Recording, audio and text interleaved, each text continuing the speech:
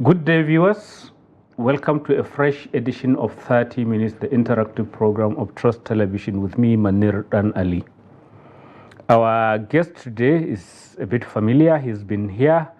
I'm talking about Dr. Mohammed Yahuza, a veterinary doctor who has risen in the Federal Civil Service to be a director and has also been a Pro Chancellor of one of the Nigerian government-owned university. Dr. Mohammed Yahuza, welcome to the program. Thank you very much for having me. I believe your interest must have been stirred when you saw the recent federal government's decision to, I'm not sure, do what about this livestock issue. Is it a ministry or a commission? I mean, you are a veteran of the civil service, so you may have some clarity as to what exactly does the government want to do about the livestock sector of Nigeria? Well, thank you very much. Of course, anybody that is associated with the livestock industry will be very excited by this policy pronouncement of the government, which stated the creation of a Ministry for Livestock Development. So it's a full-fledged ministry? That is what the announcement says, full-fledged Ministry of Livestock Development, which is going to be excised from the present Federal Ministry of Agriculture. What difference will it make? Because as it is, I believe there is a Department of Livestock Development in the Federal Ministry of Agriculture. It is not just going to be an addition of bureaucrats who will need four-wheel drives and what have you and fat salaries.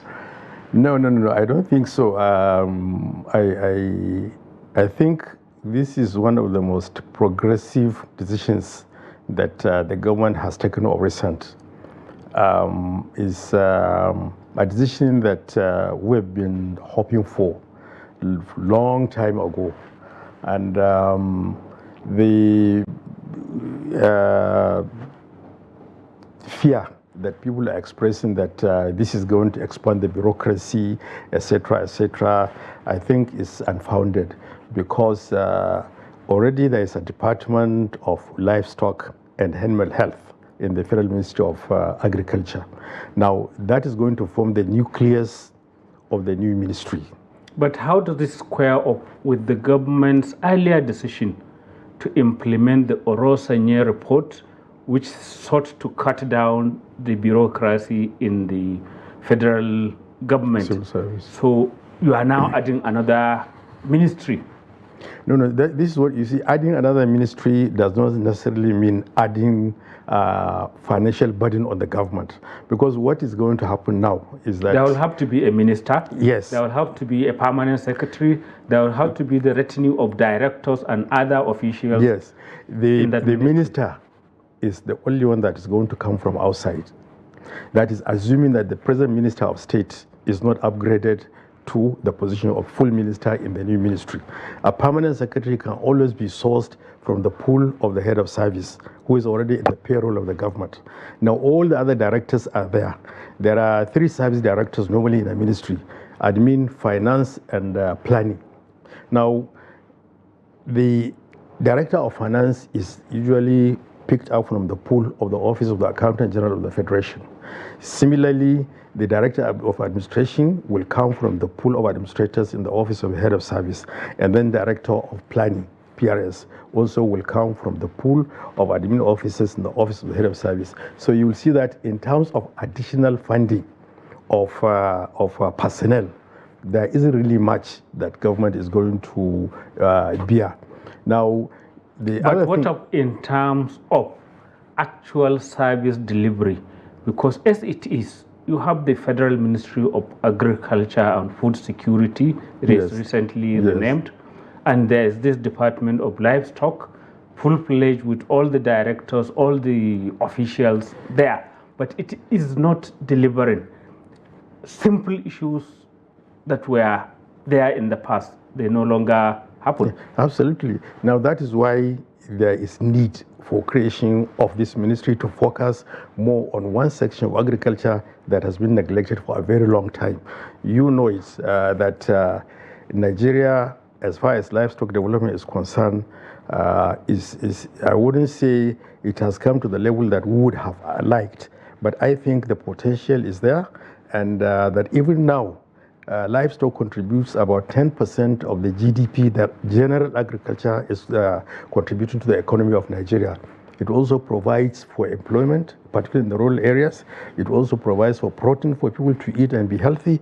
So removing it from agriculture and focusing on these important aspects will definitely increase the productivity of the animals, increase the income of the people that are associated with the business of livestock, and it will also help to focus on the issue of this farmer-pastoralist conflict. But you have the livestock department, the different things like in Mando in Kaduna. I know that's the headquarters, or that used to be the headquarters of the livestock development agency, when there were all these sheep multiplication projects, all sorts of livestock related projects, which have all now become moribund. You don't see poultry, you don't see sheep or goat, you don't see the cows, whether it's improving them through artificial insemination or all of that. The bureaucracy has all eaten it up, and it's only the bureaucracy. No, I don't think so. You see, what has happened is that every development has a stage. The stage for research on different species of animals has gone to the extent that the private sector has now taken up the multiplication of those species. If you go to Napri today, for example, in Zaria, Shika, exactly. If you go and seek for advice, there is no species of animal, whether it is cattle, sheep, goats, poultry, that you will not be able to get. But what has I've heard specifically from that institute is very poorly funded, and it's not able to do what it used to be. They produce the Shika brown of poultry is more or less disappearing because they don't have the funds, and then they used to do a lot of the crossbreeding, and funding is affecting all of that. That is why the ministry now that has been established is going to bring these things into focus. So we hope that with this creation of this ministry, more funding will be attracted, and the development of the livestock industry will be more focused. But I thought the problem is more to do with the public service not delivering service, or delivering very poor service to the sector, because as it is under the Ministry of Agriculture, 2 ministers, then you have directors doing all this job, and then at the end of the day, the herder or the livestock breeder is not in any way affected by this. Previously, there used to be all this mass vaccination. It is hardly happening again. So what exactly is happening? What is the problem that the bureaucracy is not delivering service where it is needed? I don't agree with that statement, because every year, you see, livestock or agriculture generally is in the concurrent list of the Constitution. Local governments have participation, states and federal. Vaccination effort generally is a local government, state government activity. And every year in the dry season, in states where livestock is a very important commodity, you see these annual vaccinations being carried out. And then secondly, you see, I know that most of the diseases that you vaccinate against have already been controlled. Like rinderpest is no longer there. So that mass vaccination that you used to see when we were children, you will not see, because that kind of disease has been controlled. CBPP, another one, has been controlled. So the ones... But there are still veterinary-related vaccinations, which, for example, the Veterinary Research Institute in VOM, they produce a lot of these vaccines, but they don't have the capacity to produce them in the numbers that is needed by Nigerians. And that is why you still see that it's foreign imported vaccines which are used and which are not as effective as the locally produced ones. I think, as I said in my earlier statement, that definitely we would have wished that we are far ahead of the position that we are now in. But I believe that this action by government of creation of this ministry will definitely revolutionize all these things that you have said. This is something we've been pressing for so many decades. And suddenly this government, I think the credit should go to them, decided to create this ministry. So give us time. I'm sure you will see a lot of difference. Nigeria is a very, very important producer of livestock products. Even though we still import milk, we import some animal feed, we import the old chicks that we use to produce fertile eggs. But yes, but now they are being produced locally. Locally, exactly. But then, talking of the poultry sector, which is part of the livestock sector, is in big crisis. Many poultry farms are shutting down, and egg prices have hit the roof. Many people have stopped eating eggs because they can't afford them. And it's largely due to the high prices of feed. What exactly can be done to address that kind of problem? I think Nigerian economy is going through a crisis or inflation brought about, I think, by removal of this fuel subsidy, and because in Nigeria everything is linked to transportation. The producing areas of these communities are far away from the urban centers that consume them. So you have to transport. So if you increase the cost of transportation, naturally the items will also increase in price. So this is normal. And I think Nigeria has never seen it so bad. But it is my hope that things will get better, and the government, I think, is making all necessary efforts to ensure that they control, even if not reducing, at least they want to control the inflation. Because whatever you do, this inflation is the one that is killing the economy. People are not able to spend. But the government is not in any way considering, going back to the oil prices of fuel. Is stuck in that position, is still stuck in its position on the foreign exchange, which is seen as a big achievement for trying to bring the parallel market rates and the official rates together. Well, I'm not ruining a lot of. I'm not a government spokesperson. It's ruining a lot of. So I cannot talk on behalf of government. I'm just giving my opinion as a specialist. But I know that no government will just sit down and watch what is happening without doing something about it. And I'm sure they are doing something about it. But you know, some of these things, the impact of interventions are always delayed, unlike the actual cause of the issues that you have created. It's very easy. When the removal of subsidy was announced, the following day, the foreign exchange thing really became haywire, you know. And then later on, when government introduced some intervention measures, at least it came down and is being controlled at a certain level. So the same thing with food production. Like now, usually in the wet season like this, it's normal because harvest has not come.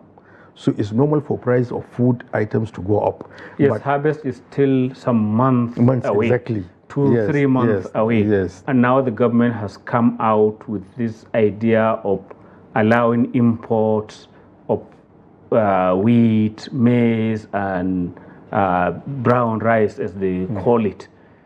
Is that the right way? Isn't it also, couldn't it be counterproductive that farmers who have toiled on the farm will end up maybe seeing that what they will recover is not enough to cover their cost? As I said earlier, I'm not a government spokesperson. What I'm saying is my opinion, but I don't think government is going to import food that is going to go directly into the market for buying by people. No. I think what government is going to, for example, you have spoken of wheat. Wheat is already an item that is being imported anyway. I don't think Nigeria produces wheat enough to service all our flour mills.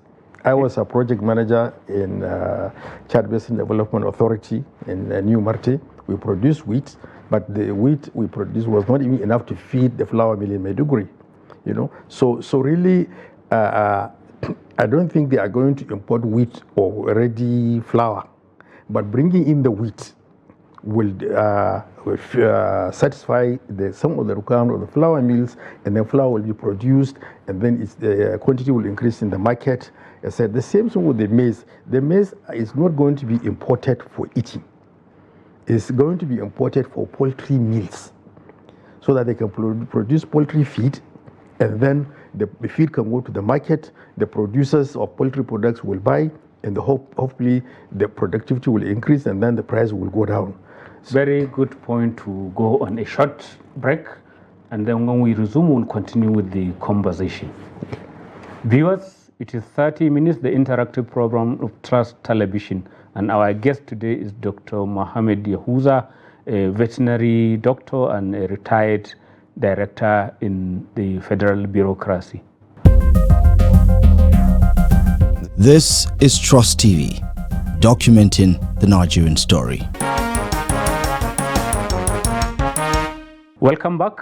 If you've just joined us, it is 30 minutes, the interactive program of Trust Television, and our guest today is Dr. Mohammed Yahuza, a veterinary doctor and a retired director in the federal bureaucracy. You are mentioning the likely impact of what the government has announced, this tax break for importing, that's waiving duty for the next 3 months or so to import certain items that could help depress the current high prices of these food-related products. Yes. And you don't in any way fear that it could also be counterproductive in terms of making farmers who have toiled to be discouraged by what they will get, the prices they will get when they harvest? No, I don't think so, because what government is importing are basically raw materials for processing in agro-allied industries, and I think it's only for a short period of time. Just 3 months. Yes, 3 months. And by then, I'm sure the harvest will start coming into the market, and people will start seeing the impact. Even now, I read somewhere that potatoes that went up to 180,000 in Plateau, they said they have come down to about 45,000. So because the new one has started coming out. So I think it's really a good intervention, and we'll see the impact in the next few months. But as I said, my honestly concern is about what this new ministry will do to address the farmer-pastoralist conflict. Actually, that's where I'm coming back to. Yes. This brand new ministry. Yes. Since you touched on it, is it just about the trying to, and how can it, in real terms, actually reduce this farmer-herder conflict? Because it didn't just come out of the blues. It's because everywhere is now farmed, and their cattle routes do not exist anymore. So what magic will the new ministry do? You see, Manir, I think we have to tell ourselves the truth. Nigeria of today is not the Nigeria of 20, 40 years ago. Our population is now over 200 million. And the cattle population now projected, cattle alone, is about 20 million. Now, the land that this cattle used to access at various ecological zones, from this Sahel to Sudan Savannah to Guinea Savannah up to the forest zone, is not expanding. Land is not an expandable commodity. Population is increasing. Farm land is being sourced now, because as your population increase, you want to increase food production, as we have just said. So if you do that, the land that will be available for grazing will naturally reduce. And the cattle routes or the brutally that the word that is being used, a lot of them have been blocked, turned into either infrastructure or farms for production of food. Including right here in Abuja. Absolutely. Which used to be a cattle route. Exactly. And then now you have the cattle trying to forage in the median. That is on the expressway, just in the small space. Abuja itself used to be a cattle route between the north central, and then the fringes of the Guinea Savannah in the south. The whole of this Abuja, as you have said. So now you have to look at the issue. This ministry will now focus on this issue. What are they going to do? But why wasn't the Agric ministry doing that, since it's also part of its responsibility? That is... If I may come in, even since Audu Obe was Minister of Agriculture 2015 to 2019, he announced with one fire, including importing grass from Brazil and whatever. And we haven't seen any sign of that. No, this time around there is going to be a change. And I know Nigeria's land mass is about 91 million hectares. And then I know that about 80 million or so is the one that has either farms or infrastructure and things like that. About 18 million hectares is available and is not cultivated. Not only is it is not cultivated because it's not good for cultivation, but can support livestock. So all you need to do is to identify this land. And how can it support livestock if there are no grasses there which the livestock I said the land cannot support cultivation. Right. Yes, but it can support livestock. Even in other parts, if you go to America, where they produce the Grand Prairies and all those. The other side, Western United States, where they have large ranches. Yes. Those are areas that don't have enough rainfall, but the climate is such that can support grass that animals can graze on. And so ordinarily people do not go there to farm. So such land, about 18 million hectares, is available in this country. So are we still importing the Audu Obe grass? No, I don't think so. How are we going to, I mean, as a veterinarian, how are we going to have enough fodder? Because we know the animals consume huge quantities of fodder. You see, with a little bit of discipline. You see, Nigeria, we need to be a little bit disciplined. And we have to understand that the rest of the world doesn't owe Nigeria a living. We have to sit up and do things for ourselves. Now, I worked, as you said, under the World Bank, and we visited so many countries. I know in Chad, they have areas where they demarcate large area, 40,000, 50,000 hectares, where for 4 years, nobody will go in and graze. So they reserve it for a period. Exactly. So and then they open, grass will grow, they will regenerate. Yes. And then after 4 years, it's open for open grazing. And then they move to another one. But us. Yeah, the indiscipline of Nigeria is just too much, yes. But I know that with this ministry now, believe you me, it is going to be possible. The president can sit down and think of creation of this ministry. I'm sure he has a reason why he did. All he needs are people who will assist in proper policy formulation for this ministry. But what about the small detail of insecurity? Because a lot of these areas are not secure. A lot of, just on the fringes of major cities and towns, there are no-go areas as we speak. You're right. That is a security matter. It's no longer a livestock and agricultural matter. That is purely a security issue. And I'm sure the people who are concerned with the securing of this country know this, and I'm sure they are doing something about it. Because I agree with you, this insecurity has caused a lot of reduction in the production capacity of this country. And it's really very sad. In Katsina, I was privy to information that one farmer was complaining in the radio that he produces about 30,000 bags, of grain, and he cannot now access any of his farms. Many farmers are like that. So you see, this one is enough to, in fact, increase the price of food. in this country. So that is a security matter. But I believe that as far as farmer-pastoral conflict is concerned, with this creation of this ministry, with the proper policy on the ground, and then the commitment of the people to implement the policy, something can be done. One final question. Are you sure you will still be so positive a few years down the line about this new ministry, given the poor state of things now, not just the farmer-herder conflict, even the animals? There are some, I remember Murtala Inyako, who himself is a kind of pastoralist, said they belong to the museum, what we have, because we've not been improving them as we used to in the 60s. Are you positive that something, and very briefly, will come out of this? There are two issues. Yes. The institutional issue, which is now being addressed through the creation of this ministry, and then the social issue.